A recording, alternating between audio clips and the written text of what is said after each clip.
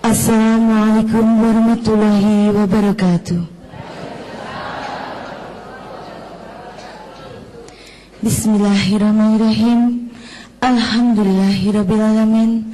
Ashadu la ilaha illallah wahdahu la syarikalah wa ashadu anna Muhammadan abduhu wa rasuluh. Wassalatu wassalamu ala asrafi anbiya wa mursalin wa ala alihi wa sahbihi ajmain, amma ba'du.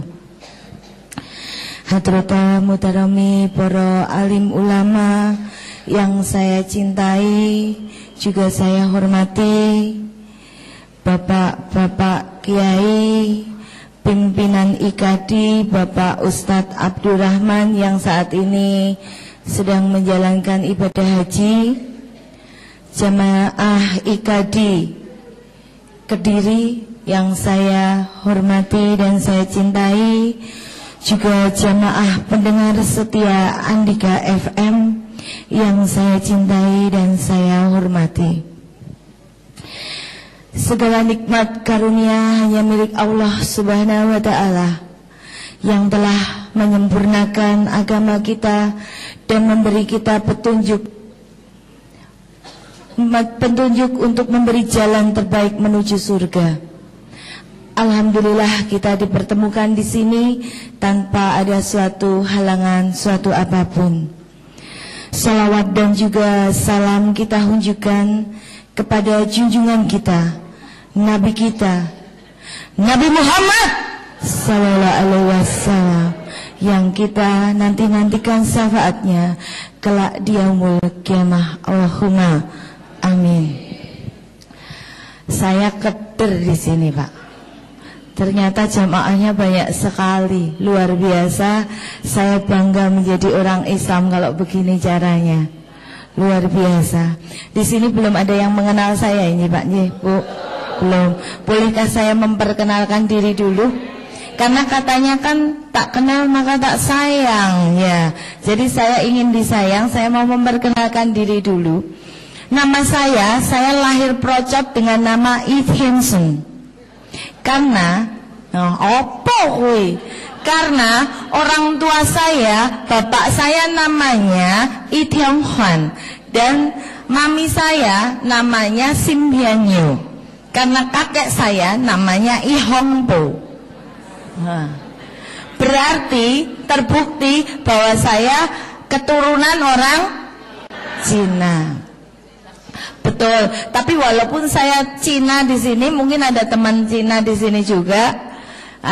Kalau misalnya ada, saya bersyukur ada temannya. Tapi kalau tidak ada, saya tidak ingin dipandang sebelah mata. Karena katanya kan carilah ilmu sampai ke negeri Cina, ya Bu ya.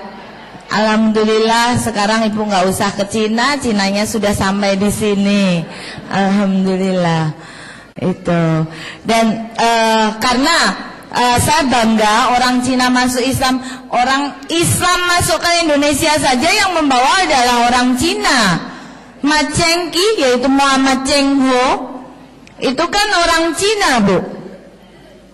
Bahkan ketika Muhammad Cheng Ho balik ke negeri Cina, digantikan generasi penerusnya Bun Sueho. Bun Sueho adalah Sunan Ampel. Oh, Sunan Ampel ternyata Cina, Bu. Sunan Ampel punya dua anak, Sunan Derajat sama Sunan Bonang. Bonang itu kan bahasa Indonesia, ya kan? Aslinya namanya Bun Ang, karena bapaknya namanya Bun Sueho. Nah, agama saya adalah mantan kafir. Mantan kafir. Saya bangga dengan sebutan mantan kafir, Pak, Bu. Karena apa? Saya mantan dari tim sukses gereja. Saya dulu menjadi umat Katolik, umat gereja. Saya tidak sekedar duduk sebagai umat, tapi saya tim sukses gereja.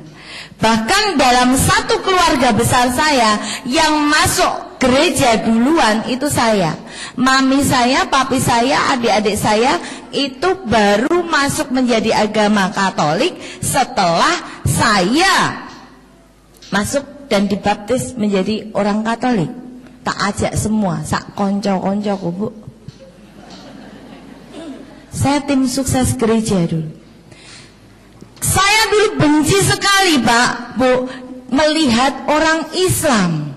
Saya di sini ingin bercerita, kenapa kok saya bisa sampai hadir di sini di tengah Bapak Ibu sekalian. Saya ingin memberikan motivasi kepada Bapak dan Ibu sekalian bahwa apa? Agama yang paling baik dan benar adalah agama Islam. Karena saya sudah survei, saya sudah meneliti.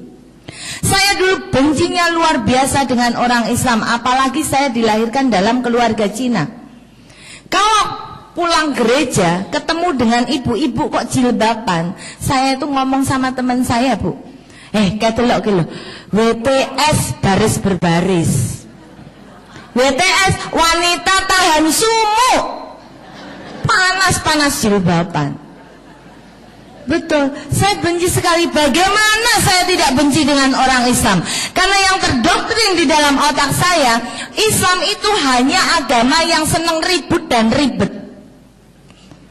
Bagaimana tidak ribut dan ribet? Sekarang jawab bareng-bareng. Yang jawabannya beda dewe, selain dewe, mesti ora patek waras. Coba didengerin, Bu, teman kanan dan kiri. Kalau jawabannya berbeda, pasti agak nggak beres. Pak, Bu, agama apa sekarang? Sing bola bali ribut kelangan sendal sepatu di tempat peribadatan. Agama apa? Islam. Nggak ada yang jawab agama Katolik atau Kristen. Wong sendal sepatu digawa dewe-dewe kok. Gimana? Agama apa sekarang, Bu, yang terdengar sampai seluruh Indonesia pun tahu? Hanya ada 2 organisasi besar, nggak akor-akor, Bu. Agama apa? Islam. Yang NU ngonekke Muhammadiyah, ngomongnya Muhammadiyah memang Islam orang gengah. Ya kenapa? Lah iya loh, sholat tarawih setahun pisan kuwi kok mung 8 rakaat. Nanti yang Muhammadiyah ngonekke NU ngomongnya NU ki ra patek Islam. Lah kok iso? Lah iya, sholat tarawih setahun pisan mosok surate pendek-pendek. Saya paling seneng kalau ketemu orang Islam model seperti ini, Bu. Langsung tak cedeki, memang paling bener kaya aku, rasa sholat. Iya, Bu. Saya ngomong sama orang Islam, wong Islam, ngapa toh kowe kok milih agama kok rekoso-rekoso? Mbok milih agama ki sing seneng-seneng wae kaya aku mbiyen. Ra usah dadak sholat 1 hari 5 kali, tapi 5 hari 1 kali. Neng gereja seneng keplok-keplok, nyanyi-nyanyi, orang dadak jebles-jebles ke batuk. Dah. Saya ngomong gitu dulu, Bu, sama teman-teman saya. Ngapain? Neng gereja lo dandan ayu-ayu nganggo seksi-seksi, ora kenal satir.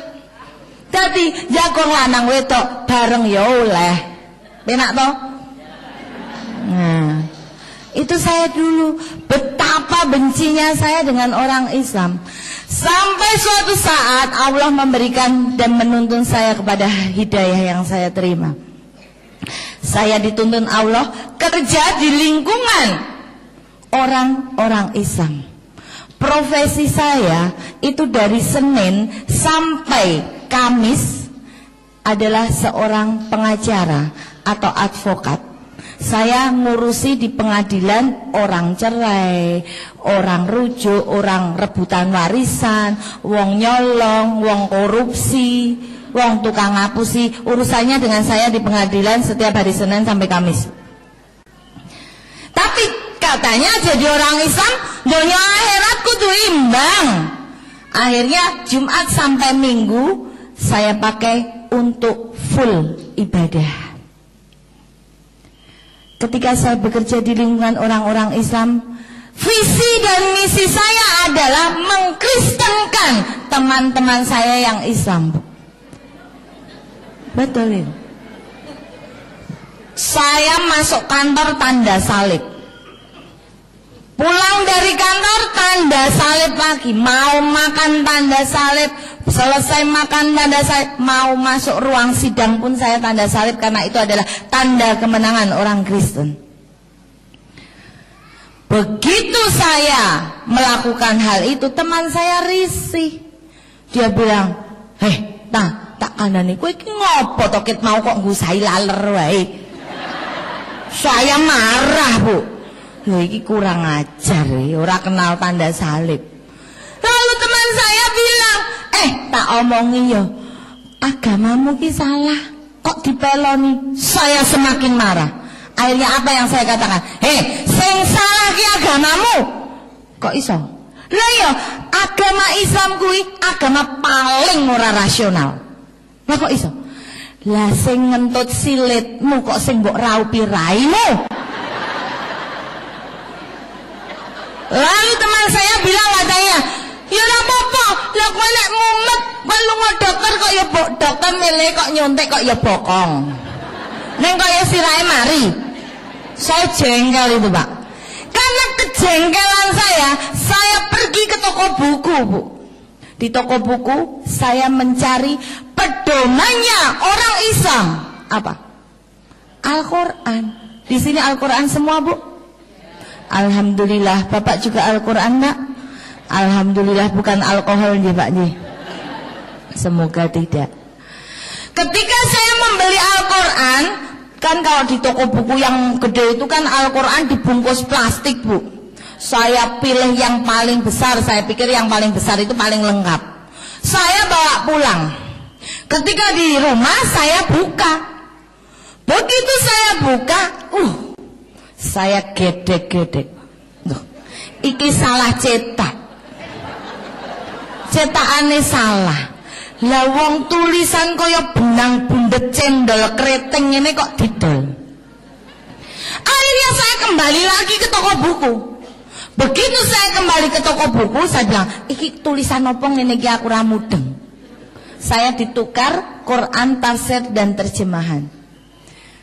Tidak ada cita-cita saya dengan membeli Al-Quran, tidak ada sedikit pun cita-cita saya untuk menjadi orang muslim. Tidak pingin aku dadi wong Islam.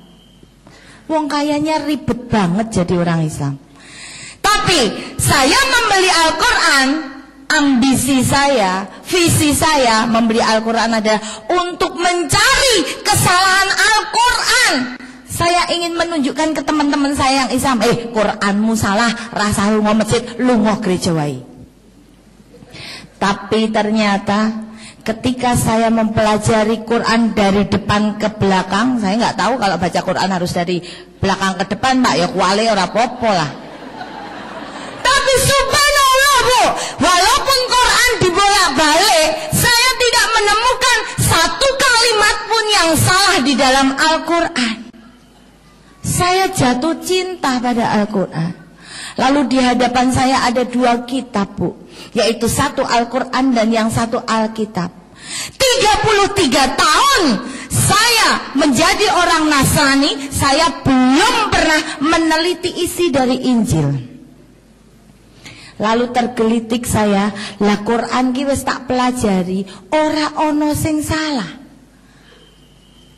Saya akhirnya ingin sekali mempelajari, jangan-jangan sing salah Injil kuwi. Karena saya nggak pernah belajar, Bu. Akhirnya saya buka Injil. Ketika saya membuka Injil, saya kaget luar biasa. Karena apa?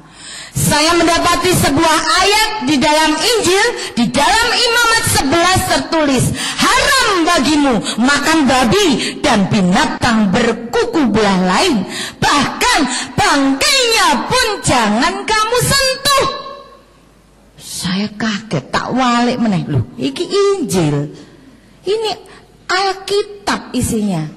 Saya baca lagi, ternyata memang orang gereja itu haram makan babi. saya mereview lah. Aku kalau misa diajak romoku dulu, pastor, karena saya ada putra-putri altar yang melayani romo di mimbar. Itu saya setelah misa di Sendang sono, pulang itu saya dihampirke di warung. Ditukokke tongseng kiri. Tak omong ibu. Ya orang Cina bilang hauce sencingnya. Hauce enak bu. Karena saya belum tahu ayat ini. Ternyata ini tidak boleh, ini diharamkan. Bukan Alkitabnya yang salah, tapi menurut saya penerapannya yang tidak pas. Akhirnya saya buka lagi tentang Injil. Saya jadi nafsu bukanya, karena saya ingin jadi pintar. Ketika saya membuka Injil, akhirnya saya menemukan sebuah ayat di dalam Alkitab juga. Di dalam Korintus tertulis, "Hai wanita, kenakanlah tudung pada kepalamu, jika tidak botakin saja rambutmu. Pantaskah seorang wanita berdoa tanpa menggunakan tudung pada kepalanya?" Ayat berikutnya tertulis, "Seorang wanita yang berdoa tanpa menggunakan tudung pada kepalanya sama dengan menghina dirinya sendiri." Itu berarti wanita harus berjilbab. Tapi tak survei di gereja yang jilbaban kok mung suster. Saya dalam hati apa surgane ku mung meh dipek suster. Zaman saya di gereja, saya pakai baju model bupati, Pak. Cina kok mulus, buka paha tinggi-tinggi. Model baju kemeja segwilda, memperlihatkan sekitar wilayah dada. Puting beliung kelihatan sedikit. Lah saya ini kan orang Cina.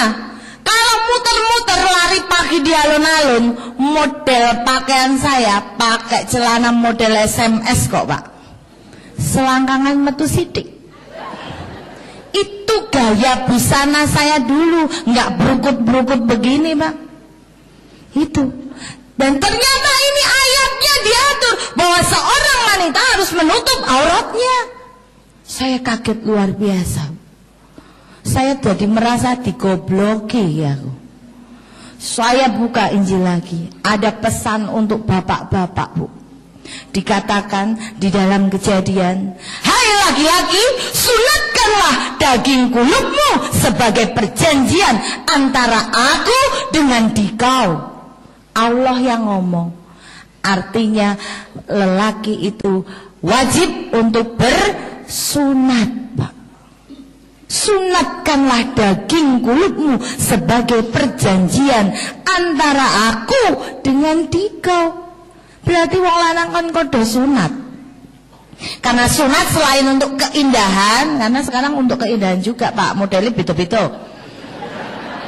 Keindahan, kesehatan, juga untuk kenikmatan. Nggih mboten ibu-ibu? Bapak ojo jawab, sing ngrasake nikmat ibu-ibu. Nah ibu sing mboten jawab nikmat, niku biasanya bapaknya dereng sunat.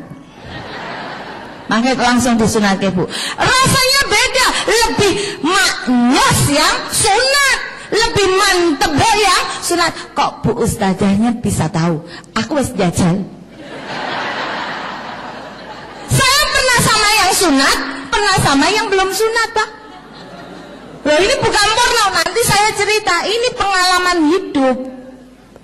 Akhirnya saya kapok jadi orang Katolik. Saya cari seorang kiai di Yogyakarta. Saya belajar di Pondok Hawariun Yogyakarta tentang perbandingan agama dan kristologi di sana. Saya semakin yakin, semakin mantap bahwa Islam adalah agama yang paling baik dan benar. Kalau ada dalil yang mengatakan semua agama baik, saya setuju. Tidak ada agama yang jelek, semua agama baik saya setuju. Saya tidak menjelek-jelekan agama saya yang dulu. Agama saya yang dulu baik. Saya setuju semua agama baik. Tapi maaf, saya tidak setuju dengan dalil yang mengatakan semua agama benar. Karena bagi saya, agama yang paling baik dan benar hanya agama Islam. Itu. Dengan pernyataan saya seperti ini, saya akhirnya ngomong kepada kiai saya, Pak, saya pingin banget, saya sudah mantap jadi orang Islam. Lalu Pak Kiai bilang, oke Bu Ita, sekarang juga Bu Ita mengucapkan 2 kalimat syahadat. Saya bilang, saya nggak mau Pak. Kok nggak mau, kenapa? Pak, papi saya Cina, mami saya Cina, adik-adik saya Cina, suami saya Cina, otomatis anakku Cina kabeh. Nek anakku Jawa kan aku selingkuh berarti. Semua Cina, nggak ada yang satupun orang Islam. Kalau sampai mereka tahu bahwa saya ini masuk dan mengucapkan syahadat, aku iso dijengkangke Pak. Lah nek mau dijengkangke, sing paling susah nek dicoret dari daftar warisan Bu. Awal bapak mbokku sogeh. Saya takut luar biasa Pak. Akhirnya apa? Saya ngomong pada kiai saya, Pak, saya pingin berislam karena ini adalah peristiwa penting di dalam hidup saya. Saya tidak mau gagal dalam mengucapkan syahadat dan menjadi orang Islam. Saya ingin diislamkan di Masjid Istiqlal Jakarta. Akhirnya oke, saya persiapkan di sana. Di sana saya punya teman namanya Kolonel Max Murdi Purnomo. Dia mempersiapkan segala sesuatunya di Masjid Istiqlal Jakarta. Dan saya memilih hari tanggal 20 Desember tahun 2008. Wah, baru 5 tahun saya jadi orang Islam. Tapi saya sudah memberanikan diri pegang mic Bu. Ibu berapa tahun jadi orang Islam? Sudah pernah pegang mic? Minta ajarin Bapak. Ketika saya yakin berislam, saya memilih tanggal 20 Desember. Karena apa saya memilih bulan Desember Bu? Karena saya takut diajak ke gereja. Karena di bulan Desember ada apa Bu? Pinter, ada hari Natal Pak. Di bulan Desember ada hari Natal. Kalau hari Natal itu tanggalnya tanggal berapa Bu? 25. Kalau 1 Muharram kemarin tanggal berapa ya Bu? Enggak tahu Pak. Itulah wajah-wajah Islam. Kita lebih mengenal budaya mereka daripada budaya kita sendiri Bu. Saya takut diajak Natalan. Saya pilih 20 Desember 2008 dengan alasan ketemu klien di Jakarta. Dari Yogyakarta menuju Jakarta, saya membawa 1 orang saksi pensahadatan saya. Di tengah perjalanannya, saksi saya ini ngomong kepada saya, tak kandani, kowe siap-siap tisu apa sapu tangan. Saya tanya, buat apa? Loh, engko kowe nek ngucap syahadat ki kowe nangis. Saya bilang, belgedes. Lah aku ini wanita perkasa, aku ditembelin bojo ra nangis kok, bales tembeling gelem kok. Nggak mungkin cuma ucap 2 kalimat syahadat aku nangis. Nggak percaya saya. Tapi subhanallah Bu, ketika saya masuk ke Masjid Istiqlal, ketemu dengan takmir masjidnya, saya baru ngucap la ilaha illallah, saya sudah nangis, mimpi-mimpi bekar-bekar 15 menit lamanya Bu. Sampai takmirnya bilang, udah Bu Ita, selesaikan dulu nangisnya, nanti saya tak kembali setelah pesan-pesan berikut. Karena saya kayak orang gila, nangisnya bekar-bekar Bu. Saya nggak bisa acting Bu, tapi inilah ungkapan yang ada di dalam hati, lubuk hati saya yang terdalam. Dan ketika saya sudah selesai menangis, saya mengucapkan 2 kalimat syahadat dengan baik.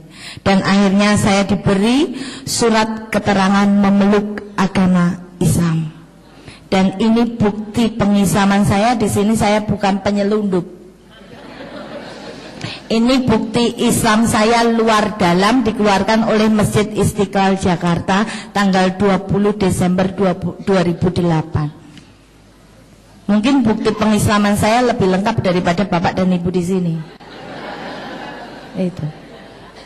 Ketika saya mengucapkan 2 kalimat syahadat, saya merasa ada sesuatu yang sejuk sekali masuk di dalam lubuk hati saya. Saya tersungkur, saya bertobat, karena saya mengingat dosa-dosa saya yang dulu. Berapa puluh orang sudah saya masukkan ke dalam gereja. Saya menyesal sekali. Dan sejak itu memang saya bernadar, Bu, bahwa saya hidup atau mati, saya akan terus menyampaikan bahwa inilah Islam. Islam itu indah, dan saya akan membongkar dogma-dogma gereja yang saya terima. Saya bernadar saat di Masjid Istiqlal. Saya itu ngisi pengajian di Purbalingga, di Jakarta, ini di Kediri, besok di Bekasi.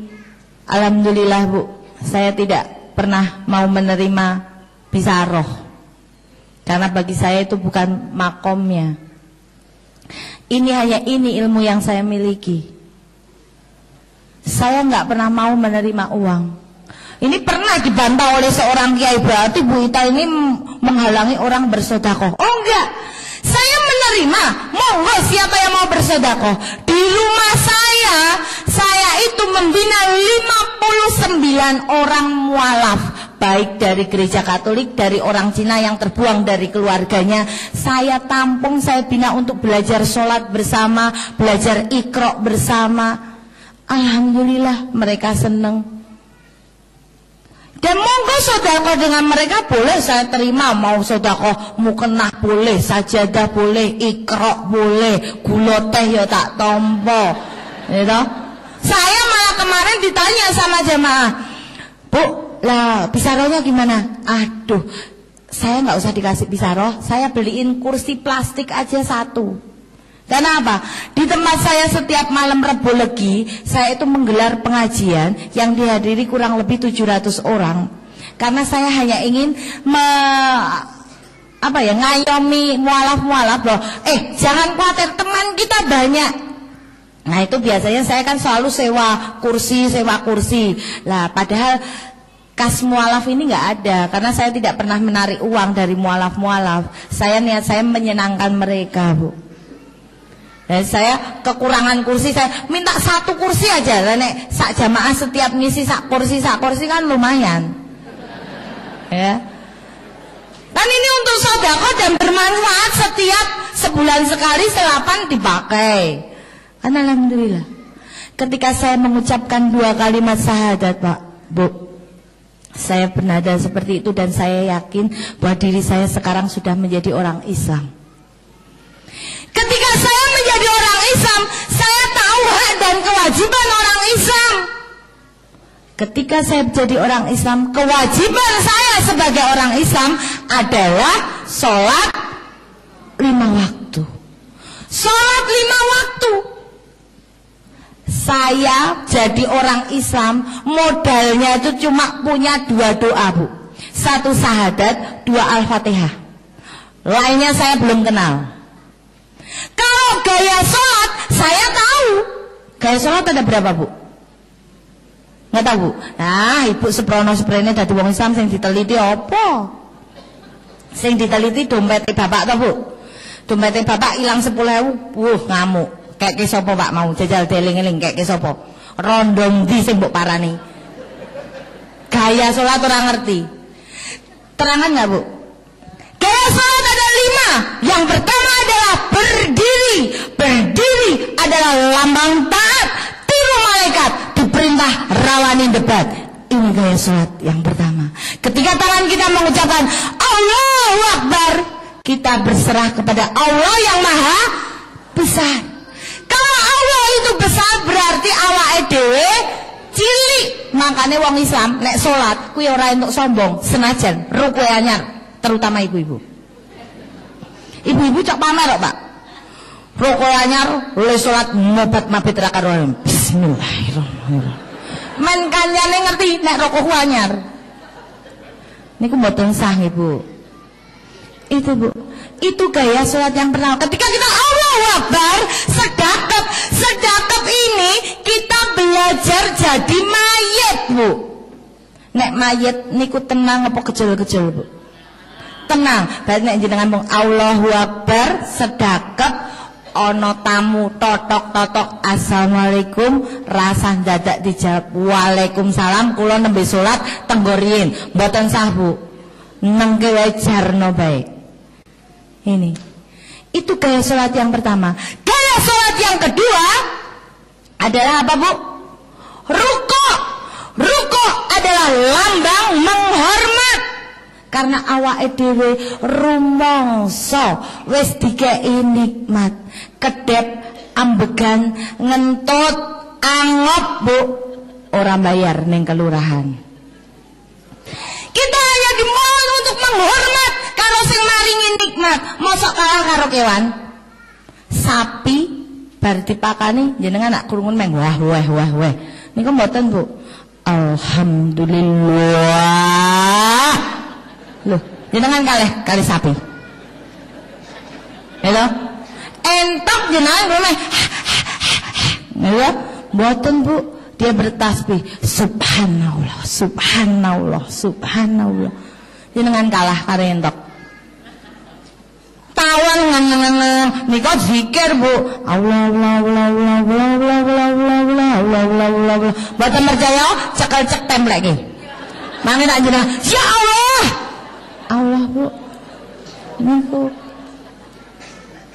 Kita jangan sampai kalah dengan binatang, Bu. Kita manusia ini diciptakan paling sempurna daripada makhluk yang lain.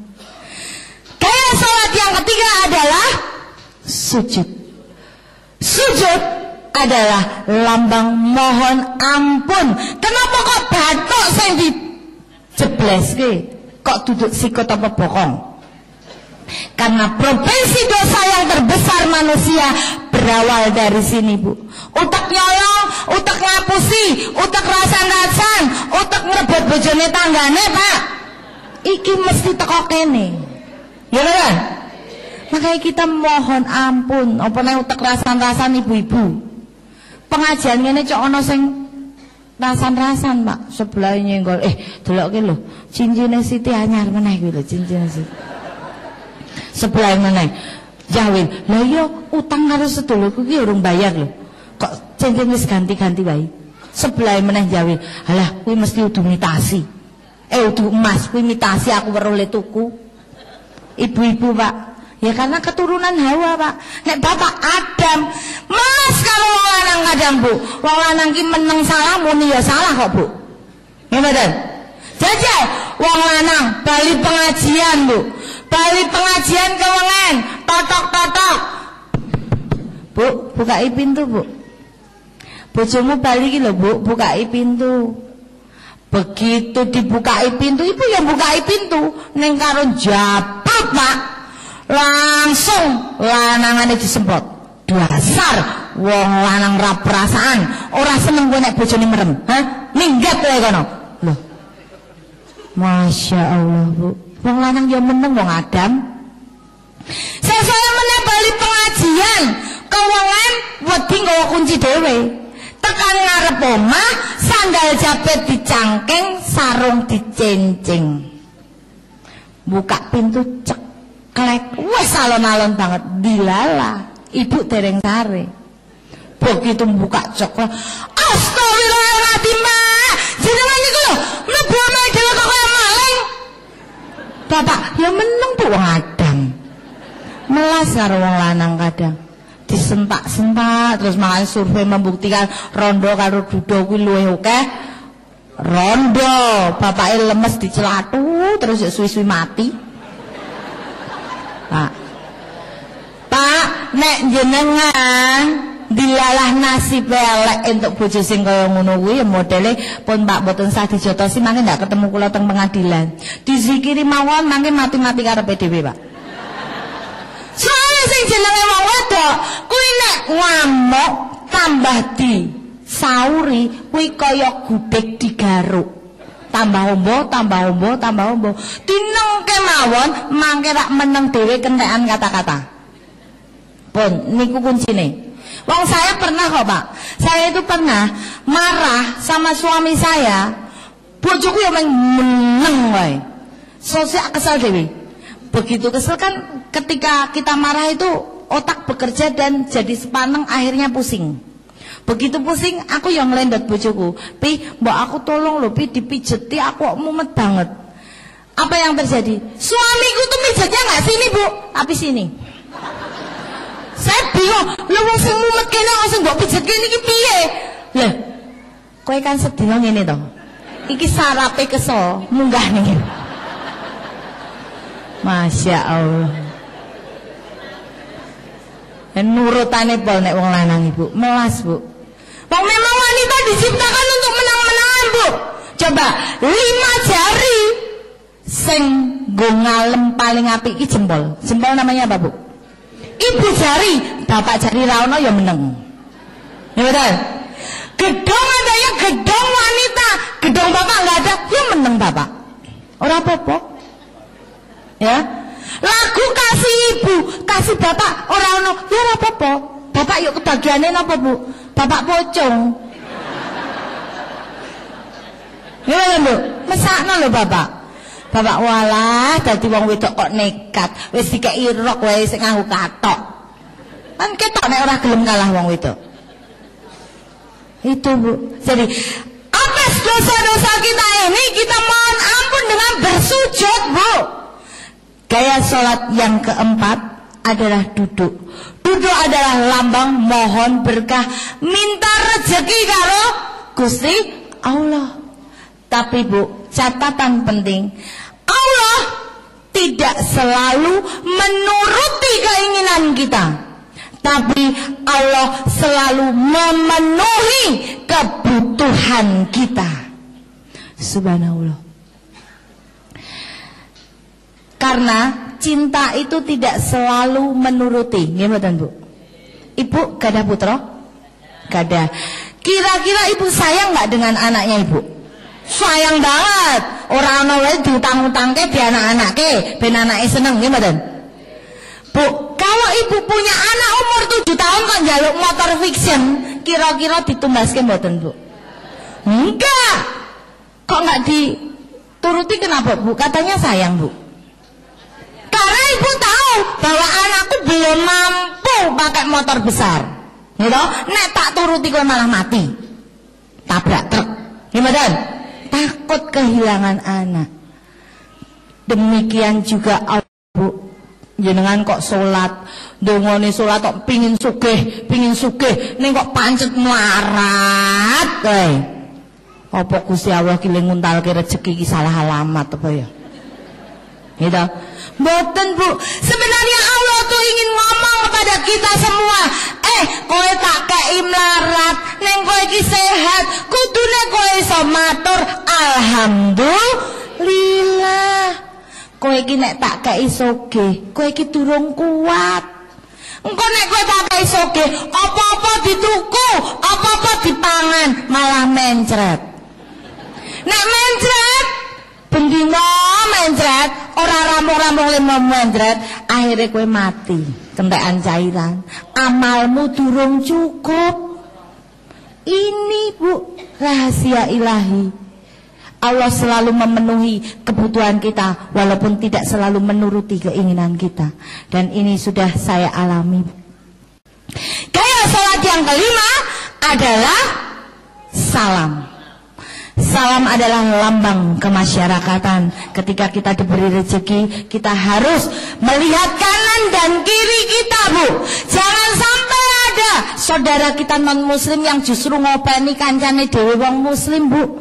Itu saya pelakunya dulu. Biar modalku main supermi, indomie, pakaian bekas, obat-obatan gratis, biaya pendidikan gratis. Teko ning gone wong Islam. Tak kei, tak bayari sekolah, sesuk kowe lunga gereja. Gelem ora? Gelem. Ngicrik wong Islam dulu gereja kabeh. Ini. Mari kita sebagai muslim rapatkan barisan untuk menengok kanan dan kiri kita, siapa saudara Islam kita yang masih kekurangan. Mari kita ulurkan tangan kita untuk membantu mereka. Karena sedekah ini bisa untuk memperpanjang umur, Bu, ternyata. Contoh yang paling sederhana, Bu. Ibu punya ayam 2, siji ngendokan, siji ora tau ngendok. Lebaran tiba kira-kira sing dibeleh sing ngendokan napa sing mboten? Sing mboten, nggih ta? Padha. Malaikat Israil meh nyekel nyawane Mbah Tumini cek dipening karo Gusti. Malaikat aja wong kuwi. Kuwi lomo, kuwi engko ndak masjid ora dadi-dadi, musola ora dadi-dadi, wong kuwi sregep sedekah. Aja sing kuwi kae lho sing ora tau sedekah cekelen. Sing ora sedekah mbok mlayu ning dipleter karo malaikat, kecekel, sembelih. Kapok. Sedekah ini untuk memperpanjang umur, Bu. Saya punya cerita. Saya itu hanya pegang duit 260.000 rupiah, Bu. Saya punya 3 orang anak. Ketika saya menjadi seorang janda, saya bingung. Waduh, saya punya 3 orang anak dengan 2 pembantu, saya cuma tinggal pegang 260.000. 260.000. Apa yang harus saya lakukan dengan uang 260.000 ini? Saya tanya anak-anak saya satu persatu. Ternyata dari 3 orang anak, yang jawabannya paling mengena di dalam hati saya adalah yang paling kecil, yang TK. Dia katakan gini, "Mah, kasihin orang aja, Mah. Jadi kalau kita butuh apa-apa kan kita bisa dikasih orang." Jawaban sangat simpel, Bu. Tapi akhirnya saya kembali berpikir, iya ya, dikasih ke orang itu artinya disodakohke, supaya kita mendapat berlipat ganda. Langsung saya mengajak 3 orang anak saya pergi ke panti asuhan, 250.000 saya sumbangkan ke sana. Saya cuma tinggal pegang 10.000 untuk sarapan besok pagi. Saya nggak mikir besok mau makan apa, saya nggak kepikir, Bu. 250 saya kasih panti. Luar biasa. Setelah saya selesai makan sarapan pagi, ada orang datang ke rumah saya, celuk, nangis, Bu Ita, saya dicerai sama suami. Tapi saya nggak mau cerai sama suami saya masih cinta sekali. Udah, suami saya mau nikah lagi nggak apa-apa, yang penting saya nggak dicerai. Tolong Bu Ita, saya dibantu. Oke, Bu, bikin surat kuasa ke saya. Udah, saya mau bayar berapa aja sama Bu Ita, yang penting saya nggak jadi cerai. Oke, deal. 10 juta gimana, Bu? Saya tahu orang kaya nih. 10 juta gimana, Bu? Ya, nggak apa-apa, tapi saya baru bawa 5 juta, Bu Ita. Nanti yang 5 juta siang saya antar. Subhanallah, Allah memberi gantinya 250.000 diganti 10 juta, Bu. Alhamdulillah. Ini pengalaman saya. Ketika saya menjadi orang Islam, modal saya cuma 2 doa, gaya sholat saya tahu. Apa yang saya lakukan, Bu? Saya cari imam di masjid. Tapi ternyata masjid tidak seperti gereja. Kalau di gereja 24 jam romo pastor ada di gereja. Cari sewaktu-waktu pasti ada. Begitu saya mau sholat asar, saya ketinggalan makmum. Tengok kosong, masjidnya melompong, nggak ada imam, nggak ada siapapun juga. Padahal waktu asar sudah hampir habis.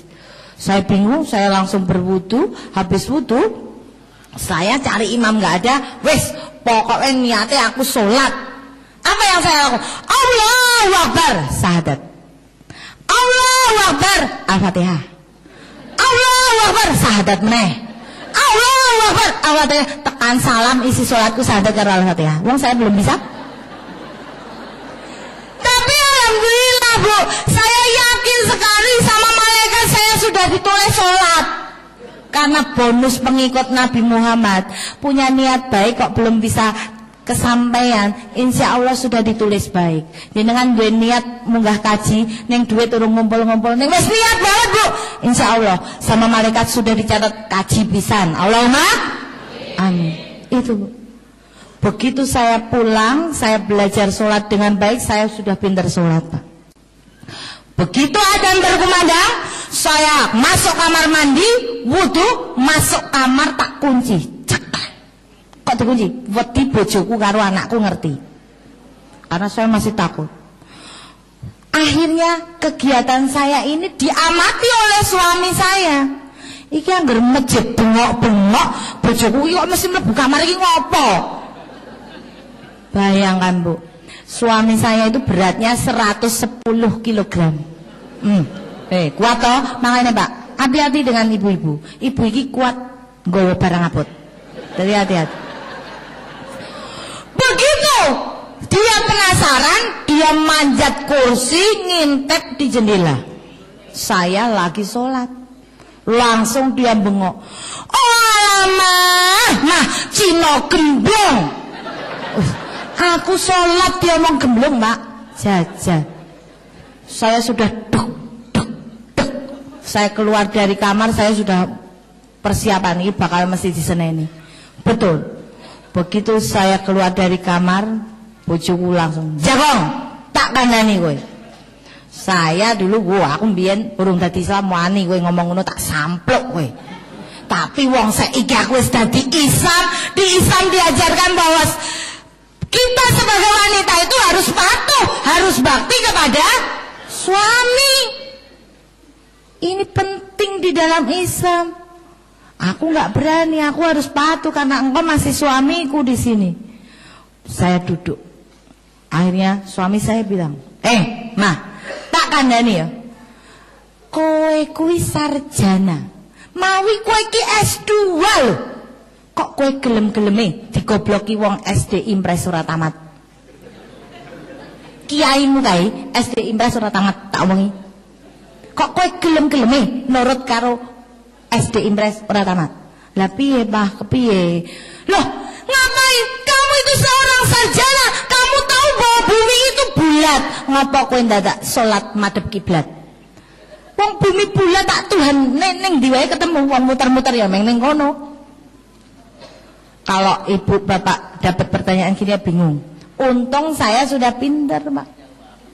Ketika saya dapat pertanyaan seperti ini, saya langsung tidak berbicara tentang Al-Quran. Karena suami saya tidak percaya dengan Al-Quran, percayanya kepada Alkitab. Saya bilang, Pak, sing ngongkon aku sholat madhep kiblat itu adalah Alkitab. Di dalam Alkitab tertulis dengan jelas. Di situ dikatakan, sujud dan berdoa kepadaku sesuai dengan arah baitku yang kudus. Berarti ada arahnya. Bahkan pemindahan kiblat dari Masjidil Aqsa di Yerusalem, Masjidil Aqsa dulu ya Pak, pindah ke Mekah, itu pun diatur di dalam Injil. Yerusalem, Yerusalem, engkau akan ditinggalkan oleh anak-anakmu dan rumahmu ini akan menjadi sunyi. Pindah ke Mekah. Diatur pemindahan di dalam Injil. Luar biasa. Lalu suami saya kaget, loh kok wis pinter. Lalu suami saya bilang, loh mah, omongmu mbiyen wong Islam ki wong goblok. Piye ora goblok? Lah wong sing ngentut silite kok sik diraupi raine. Lah kok kowe saiki malah pancet ketularan goblok. Saya waduh senjata makan tuan nih. Akhirnya saya menjawab dari segi Alkitab, Pak. Pak, aku wudu. Itu yang mengajarkan aku wudu dan bagaimana cara wudu itu ada di dalam Injil. Di Injil dikatakan, basuhlah dulu tangan, kaki, dan mukamu jika engkau hendak sujud dan berdoa kepadaku. Loh, orang nokon basuh silit, Pak. Tangan, kaki, dan muka seperti saudara-saudara saya orang Islam. Suami saya marah, panggil anak-anak saya. Sini semua. 3 orang anak saya cewek dipanggil. Lihat, mamahmu ini lagi gila. Dia lagi kesurupan setan. Kamu jangan pada ikut-ikutan. Luar biasa, Pak. Protes anak saya yang barep. Dia bilang, Mama, aku tidak suka ya Mama masuk jadi orang Islam. Saya tanya, kenapa? Mama kan tahu Islam itu agama jahat. Wah, kok kamu tahu kalau Islam agamanya orang jahat? Mah, mama nggak tahu yang ngebomin gereja itu semua orang Islam. Ya benar, betul. Mama tahu Syekh Puji yang suka kawin sama anak kecil itu juga orang Islam, mah. Aku nggak mau mama jadi ketularan jahat, katanya. Begitu. Akhirnya saya bilang, oh memang betul Islam di Indonesia seperti itu wajahnya. Tapi coba kita survei ke luar negeri. Di Meksiko sana gembong obat bius disurvei tidak ada satupun orang Islamnya. Di Filipina orang-orang goblok disurvei nggak ada satu orang Islamnya. Di Thailand banyak pelacur jalanan disurvei juga tidak ada orang Islamnya. Di Indonesia rata-rata pembantu agama Islam. Tapi bagaimana di Mesir 100% majikan orang Islam. Mikir anak saya. Lalu tanya dia, mah lah itu ngapain orang Islam? Kok orang Islam kalau ke masjid pakai copot sandal sama sepatu segala? Saya bilang, yang nyuruh orang Islam itu copot sepatu sandal kalau mau masjid itu ada dan diatur di dalam Alkitab. Dikatakan oleh Yesus. Yesus sendiri ngomong, jika engkau hendak memasuki perkemahan suciku, lepaskanlah dulu tali kasutmu dari kakimu. Ini ada di dalam Injil. Makanya saya kapok jadi wong Katolik, Pak. Ternyata Yesus yang menyuruh. Akhirnya anak saya berpikir betul juga. Lalu saya tanya pada anak saya, kamu panggil Yesus siapa? Tuhan. Emang kamu tahu kalau Yesus itu Tuhan? Ya jelas mah, Yesus itu anak Allah. Jadi Yesus itu Tuhan. Loh, kok bisa? Kamu tahu di dalam Injil Yesus marah disebut Tuhan. Dikatakan oleh Yesus, pada akhir zaman banyak orang berseru kepadaku, Tuhan, Tuhan, bukankah aku sudah berbuat demi namamu, mengusir setan juga aku demi namamu, bahkan aku menyembuhkan orang juga demi namamu. Tapi aku, Yesus ini yang ngomong, Pak, tapi aku akan mengatakan kepada mereka, aku tidak mengenal engkau, enyahlah kau, hai si pembuat kejahatan. Yesus marah dianggap Tuhan. Bahkan di dalam Yohanes, Yesus mengajarkan 2 kalimat syahadat. Yesus katakan bahwa inilah hidup yang kekal itu, bahwa mereka mengenal hanya Engkau satu-satunya Allah yang benar, dan Yesus Kristus sebagai utusannya. La ilaha illallah, Yesus Rasulullah, bukan Tuhan. Tapi kenapa Yesus disebut Tuhan? Yesus disebut Tuhan baru pada tahun 325 Masehi. Sebelumnya Yesus belum dianggap Tuhan. Ini adalah kepentingan dan sejarah Romawi. Kapan-kapan saya terangkan, kalau diundang lagi.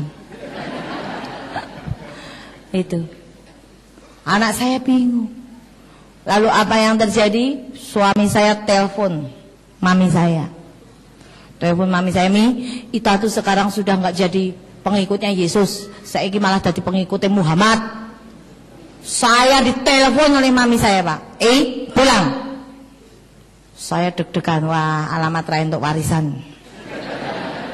Begitu saya pulang, mami saya ngomong, nama saya Idiansen, mami saya panggil saya Ii. Mami dengar, kamu ini sudah jadi orang Islam. Saya cuma cengar-cengir, wedi lah untuk warisan kok. Lalu mami saya ngomong lagi, oh ya, nek kowe dadi wong Islam, kuwi padha wae mopok tai wong tuamu lho. Saya masih bingung, kok Islam dipodoki karo tai ya?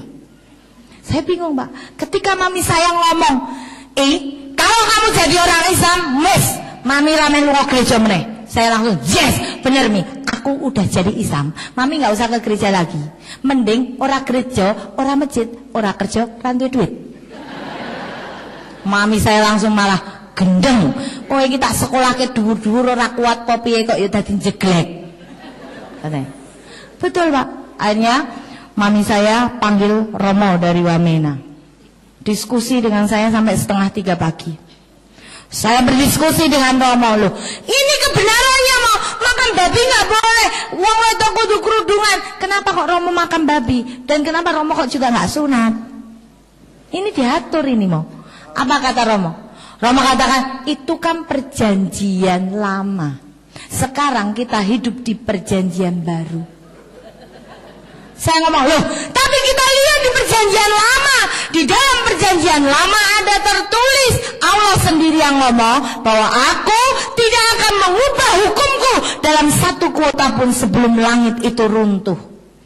Harusnya kan mau perjanjian lama baru atau modern, hukum tidak boleh berubah karena langit belum pernah runtuh. Dan saya ngomong kepada Romo, dah gini aja Mo, nggak usah berdebat. Saya besok pagi ke gereja lagi Mo. Asalkan Romo bisa menemukan di dalam Alkitab bahwa Yesus itu agamanya Katolik. Wes, besok aku lunga gereja meneh.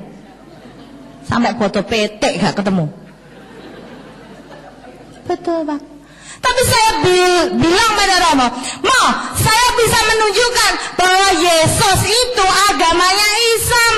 Di dalam Markus dikatakan ketika di antara para muridnya, Yesus memimpin doa dengan Yesus maju sedikit di antara murid-muridnya dan merebahkan tubuhnya ke tanah. Artinya Yesus maju sedikit di antara murid-muridnya kan jadi imam. Dan merebahkan tubuhnya ke tanah artinya sholat sujud. Itu. Makanya saya jadi kapok jadi orang Katolik. Ternyata Yesusku Islam Bu. Makanya saya membahas tentang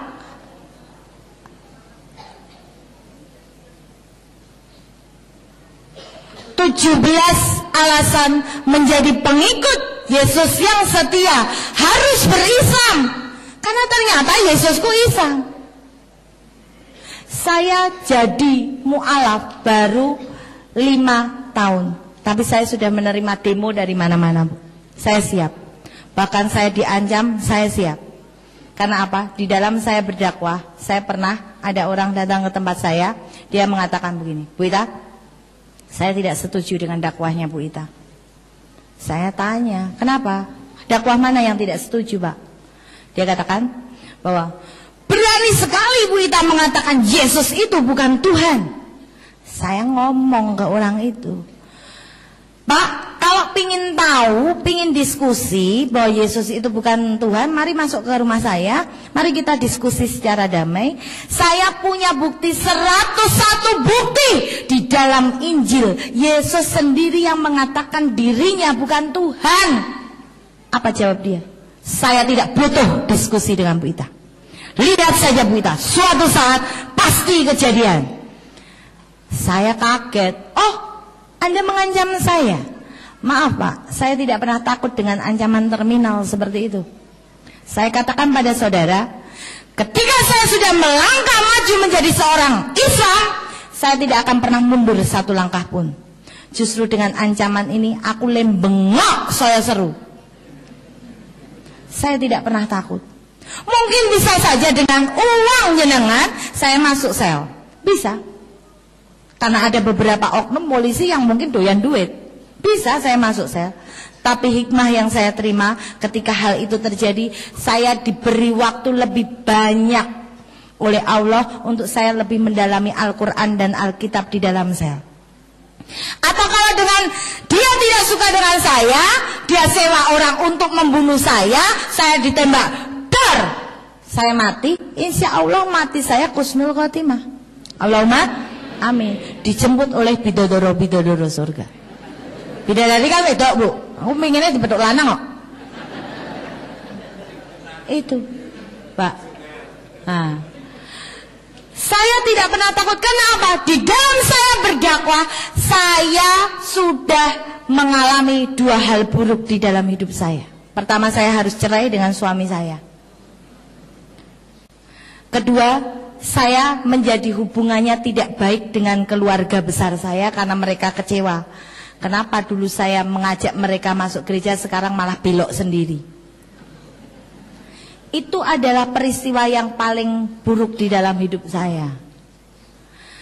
Ketika saya sudah memutuskan menjadi orang Islam, saya masih takut saat itu, Pak. Karena apa? Saya curhat pada Allah. Karena apa? Allah katakan, kan kalau curhat sebaik-baiknya curhat itu hanya kepada Allah. Kita satu hari ikrar 17 kali, iya karena budu, iya karena ta'in. Gak usah curhat dengan siapa. Saya curhat pada Allah, Bu. Saya katakan pada Allah, Allah aku tuh jadi orang Islam, pingin ngeresi itu so. Tapi kenapa suamiku belum mau jadi Islam? Lah aku pingin, Pak. Kiku-kiku kan sedina ping 5. Kan aku nambah dosa sama dengan berzina. Gimana, Bu? Lah aku masih muda kok, Pak. Doyan. Kan berarti setiap hari saya nambah dosa. Lah kok aku dadi wong sama dosanya oke. Saya curhat pada Allah. Dan Allah langsung memberikan petunjuk. Suatu saat saya ngonangi bahasa Indonesianya apa gitu? Mengetahui, memergoi, betul. Mergoi bahasa Jawa, Bu. Mengetahui itu tadi. Mengetahui bahwa suami saya berzina dengan pembantu saya. Astagfirullah. Ayu ngono kok ya iso-isone bojone selingkuh. Apa meneh ibu-ibu sing rapate ayu. Kencang wae, Bu. Betul, Pak. Saya masih belum sadar saat itu bahwa ini adalah petunjuk Allah. Pertama, tak nengno. Kedua, tak anggap kilaf. Ketiga, baru saya sadar ini petunjuk Allah bahwa saya harus lepas dari suami saya. Akhirnya saya ngomong pada suami saya, cerai aja. Kata suami, oke, cerai dengan kamu gak masalah. Tapi bondong gak aku anak gowo kowe. Oke, boleh. Saya bawa 3 orang anak, Bu. Saya bawa 3 orang anak, harta saya berikan ke dia. Hotel saya berikan ke dia. Karoseri mobil saya berikan ke dia. Semua dia bawa. Saya hanya membawa 3 orang anak dengan uang 600.000 rupiah. Saya kontrak di sebuah rumah. Nelongso saat itu, Bu. Ternyata dadi Islam kok abot banget. Aku kudu ngakani anakku dewe. Tidak ada bapaknya. Anak ikut saya semua. Anak saya kebutuhannya sangat luar biasa karena terbiasa hidup enak. Nangis, Bu. Tapi saya di depan anak tidak pernah menangis. Saya menunjukkan bahwa saya adalah wanita yang tegar dan kamu harus jadi seperti mama. Saya menangis hanya setiap saya tahajud dan duha. Duha saya 12 rakaat, tahajud saya 8 rakaat. Saya tidak pernah mau ketinggalan. Ketika saya curhat pada Allah, Allah memberikan anugerah yang luar biasa. Pada saat itu, rumah yang saya kontrakin itu dijual. Mau dijual. Lah saya kalau dijual saya tinggal di mana, Bu? Saya kontrak di seorang janda. Ya udah kalau Bu Ita mau beli ya dibayar aja. Ya udah Bu, nanti saya bayar. Tapi saya belum pegang duit, Pak. Duit harganya berapa? 600 juta. Aduh, gimana caranya? Saya ulur, dablek pokoknya kontrak di situ dablek. Wong saya nggak tahu harus kemana lagi. Akhirnya dia pinjam duit saya 2 juta saya pinjemin, 1 juta saya pinjemin. Akhirnya alhamdulillah lunas 600 juta. Dengan perjuangan saya. Itu pun Allah masih memberikan anugerah lagi pada saya. Zamannya Ayu Ting Ting, Bu. Saya dikasih Bujang Ting Ting. Bujang Ting Ting, Bu. Alhamdulillah. Akhirnya dia melamar saya tanya, loh kamu nggak takut po nikah sama janda anak 3, apa kamu nggak rugi? Loh aku ini malah orang paling untung sedunia. Lah kenapa? Beli 1 dapat 4 kok. Alhamdulillah, Bu. Dan alhamdulillah bisa menjadi imam di dalam keluarga saya. Saat itu anak-anak saya pun belum mau, Bu, jadi orang Islam. Berbahagialah kita dilahirkan dalam keluarga Islam, ibu bapak menjadi orang Islam. Ini semua ini Islam semua ya, Bu. Nah, saya tak tanya, ibu kok milih agama kok Islam? Terus nabinya siapa, Bu? Nabi Muhammad. Lalu sing ibu senengi kuwi kira-kira agamane sik apa jatuh cinta sik mbek nabine sih, Bu, sakjane? Hah? Milih agama kok ndadak Islam, milih nabi kok ya ndadak Nabi Muhammad. Sing mbok senengi kuwi agamane sih apa jatuh cinta sih mbek nabine, Bu? Hah? Bapak apa, Pak? Nabinya, betul. Jatuh cinta dulu pada nabinya, karena di Ali Imran 31 dikatakan ya, Pak. Qul in kuntum tuhibbunallah fattabi'uni yuhibbukumullah wa yaghfir lakum dzunubakum wallahu ghafurur rahim. Artinya apa, Bu? Ambo. Loh, padahal ibu paling seneng lagu idola Tombo Hati katanya, Pak. Tombo hatiku lima perkarane, kaping pisan maca Quran samaknane. Sampun, Bu? Dereng. Nek maca Quran sampun maknane dereng nggih. Nggih, muga-muga meningkat. Berarti niku lagune salah, tak gantine mawon, Bu. Tombo hatiku lima perkarane, kaping pisan maca kanca samareme. Sampun, Bu? Sampun, Pak. Ibu-ibu, Pak.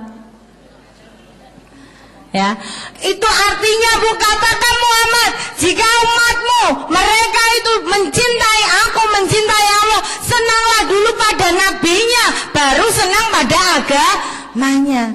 Seperti saya pada pagi hari ini, saya ditelepon Pak Agus Rahmat. Pak Agus Rahmat ya? Pak Agus Rahmat ya. Telepon saya, Bu Itang ngisi di Kediri, di Kadi. Ini nggak langsung, Bu. Pakai proses telepon dulu, saya diseret Pak Agus ke sini. Ibu kenal dengan Pak Agus Rahmat, Ibu? Kira-kira orangnya baik apa elek? Baik. Ono wong rawani ngomong elek. Insya Allah, Bu, kalau Pak Agus ini baik, sing digawa ya apik. Demikian juga Islam. Islam sing gawa siapa, Bu? Nabi Muhammad. Nabi Muhammad sing gawani sing maha kuwasa. Kon ngedumke karo para menungso sing pengen urip mulya ning alam donya, ning syarate kudu salat sedina ping 5. Sampun nggih, Bu. Sing bedake awake dhewe karo kethek, Bu, niku salate, Bu.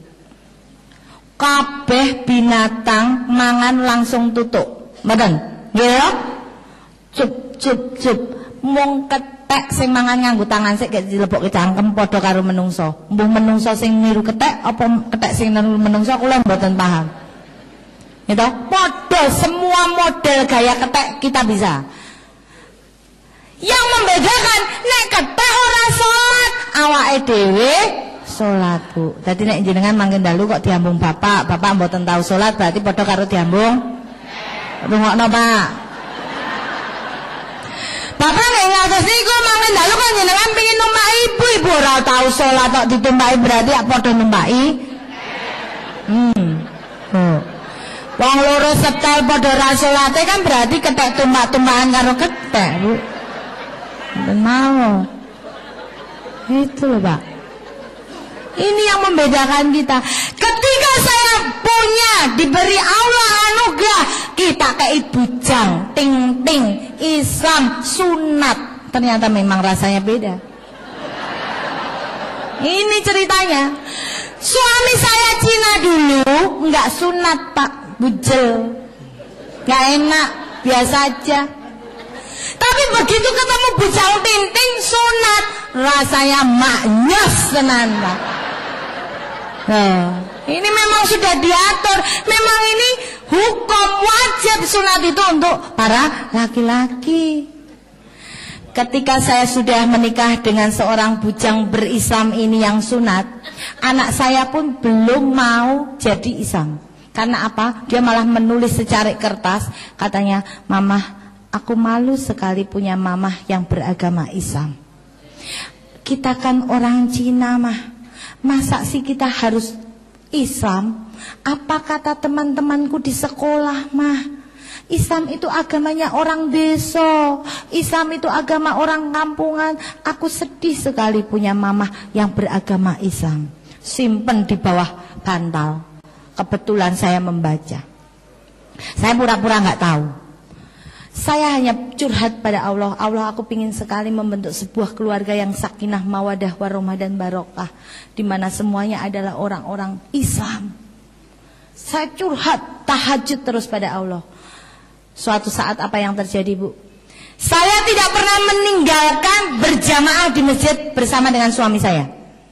Pulang dari jamaah, senyum-senyum, ceria, mengucapkan salam. Anak saya menangkap sinyal. Wih, ternyata Islam itu indah ya. Setiap pulang dari masjid, mama selalu tersenyum sama papi. Islam indah. Jatuh cinta pada pandangan pertama, Pak. Ketika saya ketinggalan jamaah di masjid, saya berjamaah sengaja di ruang tamu supaya anak saya tahu, karena anak saya sering seliwar-seliwar di situ. Saya sholat jamaah dengan suami saya berjamaah. Udah, anak saya mengamati. Orang sholat tuh begitu toh. Lalu begitu saya selesai sholat, anak saya nempel saya. Mah, ternyata Islam itu romantis ya, Mah. Kok tahu? Nah itu mama setiap habis sholat, mama selalu nyium tangannya papi. Papi selalu nyium keningnya mama. Ternyata Islam itu romantis ya, Mah. Iya. Dia berpikir cukup lama ngelamun, tak nengke wae. Wis kono jatuh cinta pada Islam. Betul, Mak. Pulang saya dari kerja, mau parkir mobil, di stop oleh anak saya. Mah, tunggu dulu, Mah. Kenapa? Mah, ini sudah 3:30 sore. Mah, boleh nggak, Mah? Mama antar aku ke pasar. Ngapain? Aku tolong beliin mukena sama sajadah, Mah. Saya pikir, buat siapa? Siapa yang ulang tahun siapa? Kita kan orang kita kan lebih senang mengenang hari ulang tahun, ya toh, Bu? Ulang tahun diraya-rayain. Bae ulang tahun ya tukoke roti tar dinyanyike happy birthday to you. Bae kaget tangi langsung ngamuk-ngamuk. Apa kowe ngomong apa kowe? Kurang ajar. Bocah saiki karo wong tua kurang ajar wani bedes-bedeske. Bae krungune bae kan iki bedes turu. Iki bedes. Kita boleh, Bu, mengikut gaya mereka, tapi jangan sampai kita dicap sebagai golongan mereka, Bu. Boleh merayakan ulang tahun, asal niat awalnya dibenerin dulu, niatnya untuk sedekah, diisi dengan doa. Boleh. Betul. Anak saya bilang, Mah, enggak, Mah, itu buat aku. Boleh enggak sih, Mah, kalau aku nanti maghrib ikut sholat di masjid walaupun aku belum dibaptis secara Islam? Dipikirnya masjid ada baptis. Boleh nggak, Mah, ke masjid kalau belum dibaptis? Boleh. Alhamdulillah 3 orang anak saya ikut sholat semua di masjid. Alhamdulillah.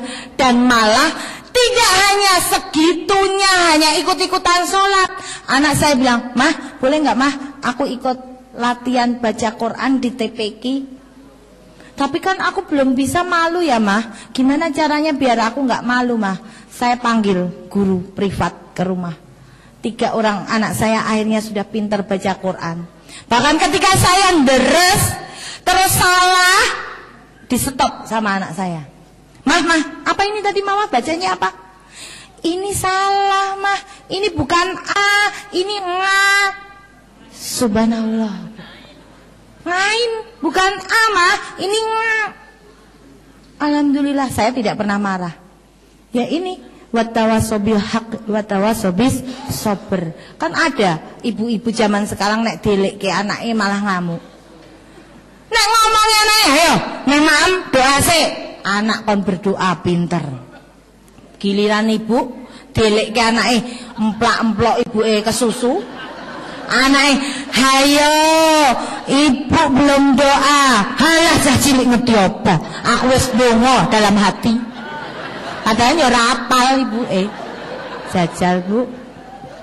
Ini loh, Bu, kasih kesempatan anak untuk mengkritik kita. supaya dia menjadi berjiwa besar dan merasa, oh aku itu bisa. Itu yang saya bangun di dalam keluarga saya. Dan alhamdulillah, keluarga saya menjadi keluarga yang insya Allah dengan doa bapak dan ibu menjadi keluarga yang sakinah, mawadah, warahmah dan barokah. Sekalipun hujatan, demo di mana-mana, saya mohon doa supaya saya bisa tetap istiqomah. Apapun yang terjadi, saya tidak takut dibuang oleh siapapun, karena saya mendapat ganti saudara sebegini banyak. Allahumma amin. Dan inilah alasan, 17 alasan kenapa saya menjadi orang Islam. Yang pertama, karena Yesus ajarkan 2 kalimat syahadat. Di dalam Yohanes 17 ayat 3, inilah hidup yang kekal itu, yaitu mereka mengenal Engkau satu-satunya Allah yang benar, dan mengenal Yesus Kristus yang telah Engkau utus.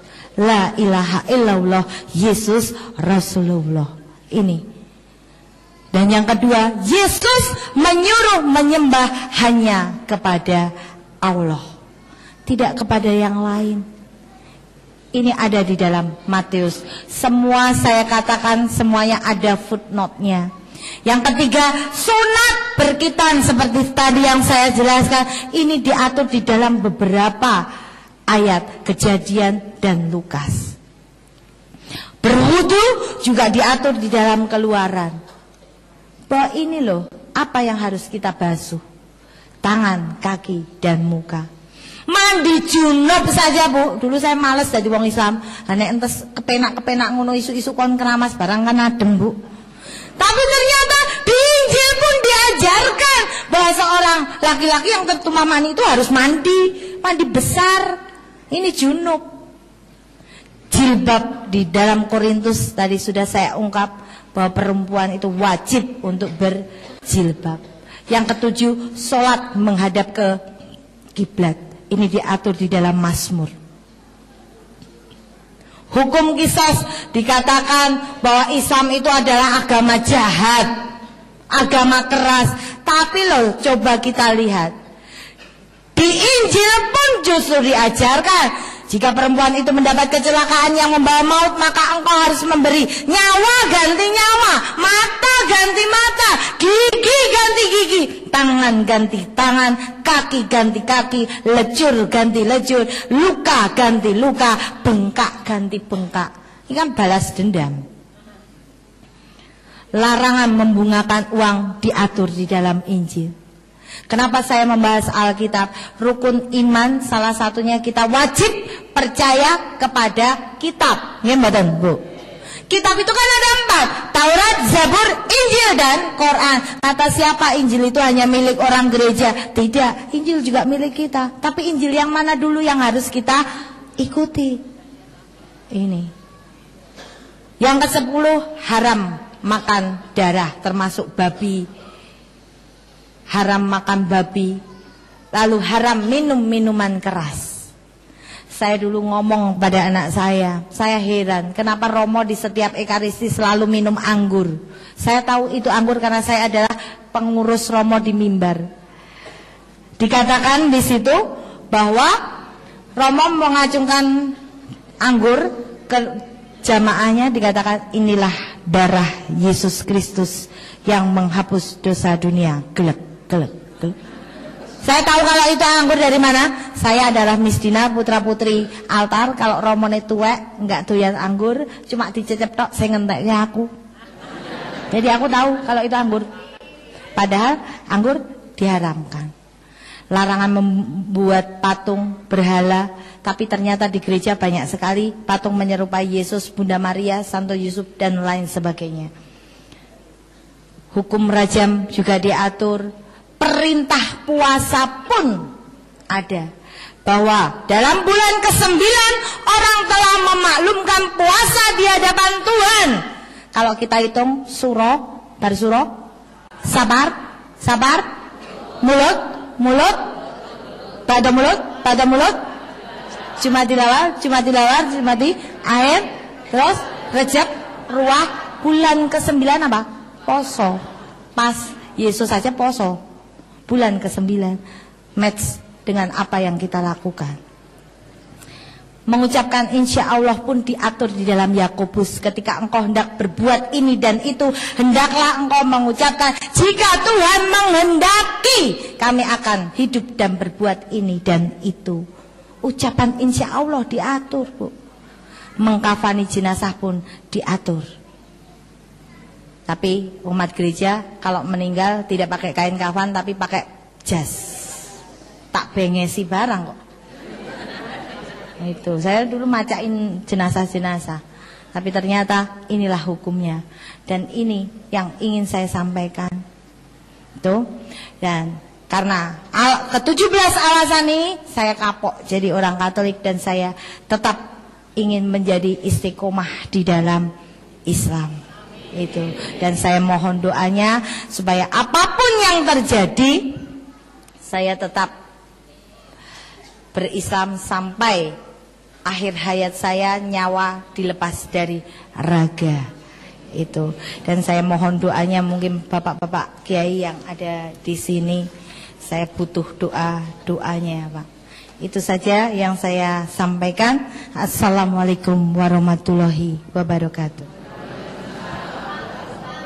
Oh, doa.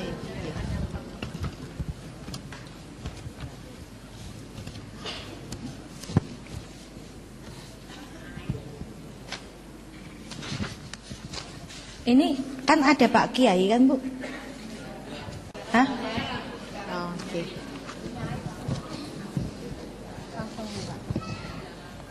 Monggo.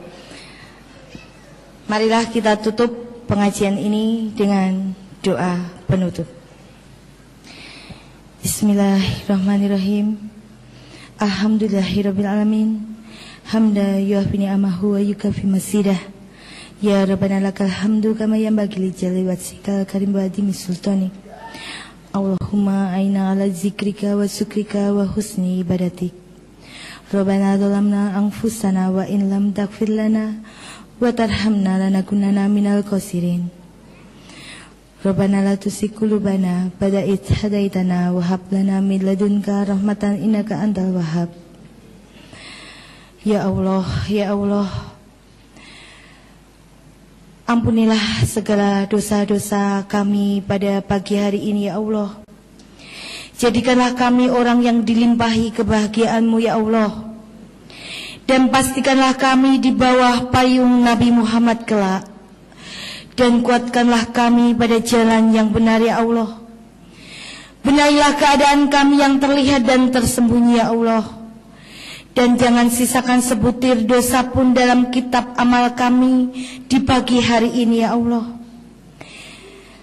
Jangan Kau sisakan satu butir pun dosa dalam buku amal kami, kecuali telah Engkau hapus ya Allah. Dan jadikanlah semua yang kami lakukan pada hari ini ya Allah sebagai kemenangan umat Islam di setiap tempat-Mu ya Allah. Tidak mungkin kami mengembalikan setiap kesulitan kami ya Allah, kecuali hanya kepada-Mu. Dan kami semua yang sedang merendahkan diri serendah-rendahnya di hadirat-Mu ya Allah, kami mohon agar semua saudara-saudara kami muslim diberi pertolongan dan kemuliaan, pertolongan yang secepatnya ya Allah. Sadarkanlah kepada kami ya Allah betapa sejuknya mendapatkan pengampunan-Mu ya Allah. Dan inilah perjuangan kami, dan kepada-Mu kami berlindung ya Allah. Dan kami mohon kepada surga yang abadi. Lindungilah kami dan keluarga kami yang kami tinggalkan di rumah. Jangan kecualikan mereka ya Allah. Dan jangan sisakan di rumah kami orang-orang yang tidak mengenal sholat-Mu ya Allah. Jangan sisakan orang-orang yang suka iri dan menguncing serta mengadu domba ya Allah. Kami tidak mungkin bisa berbuat seperti ini kecuali karena cinta kasih-Mu ya Allah. Sebelum Kau ciptakan langit dan bumi, Kau telah tuliskan nama-nama kami terlebih dahulu untuk berkumpul dalam acara ini ya Allah. Subhanallah, subhanallah, subhanallah. Dan semoga kita saling merindu dan kelak meminta untuk dipertemukan dalam majelis seperti ini di surga nanti. Pertemukanlah kami di surgamu ya Allah. Subhana rabbika rabbil izzati amma yasifun wa salamun alal mursalin walhamdulillahi rabbil alamin. Assalamualaikum warahmatullahi wabarakatuh.